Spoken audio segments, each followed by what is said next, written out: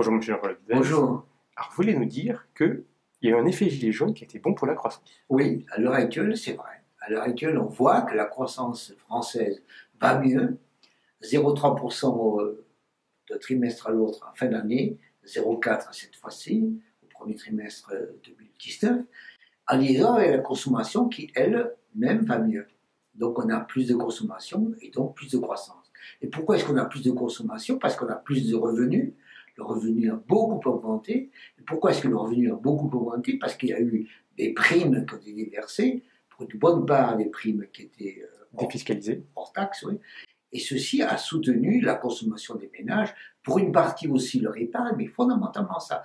Donc on a un effet gilet jaune qui aujourd'hui est favorable à la consommation, à la croissance. On verra le temps que ça dure, mais aujourd'hui c'est bien ce qui se passe. Et du coup, la confiance des ménages a augmenté.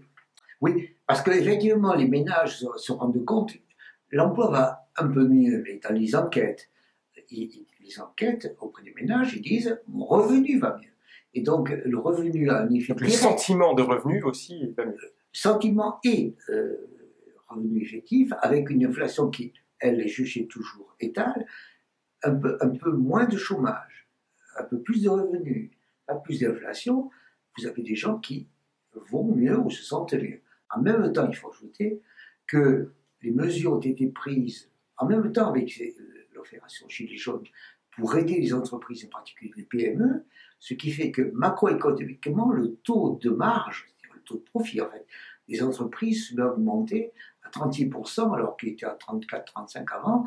Donc aujourd'hui, les entreprises vont mieux. Donc les ménages vont mieux, les entreprises vont mieux. Ça va mieux. Mais tout ça, c'est parce que il y a eu des baisses d'impôts, mais avec quel argent? Oui, ça, il ne faut pas le dire ça.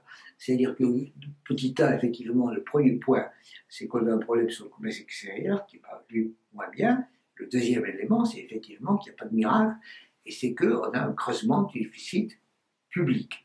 Il était prévu de réduire peu à peu le déficit public, on le réduira, virgule, mais plus tard. Engagement qu'on avait tenu vis-à-vis de l'Europe et qu'on tient à chaque fois. Et ce qui se passe, par exemple, d'un trimestre à l'autre, c'est que le déficit budgétaire de fin d'année était de l'ordre de 15 milliards, celui du premier trimestre est de l'ordre de 25. Et donc on voit bien qu'on a un creusement du déficit budgétaire et que les cadeaux, les aides, les subventions et le fait de distribuer le revenu, sachant qu'on n'aura pas les impôts derrière, creusera un déficit. Alors bien entendu, on verra comment les choses se passent. La bonne nouvelle, la très bonne nouvelle, c'est que la dette française ne coûte plus rien.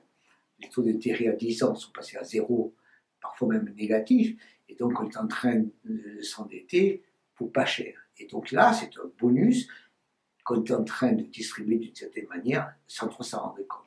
Au lieu d'en profiter pour faire de l'économie, de l'efficacité, de la productivité, on continue d'avancer. Donc il y a les gilets jaunes, c'est vrai, il y a aussi pas mal de facilité en liaison avec les taux d'intérêt trop bas. Les gilets jaunes, d'une certaine manière, ont bon taux. Merci, Monsieur Jean-Paul. Merci à vous.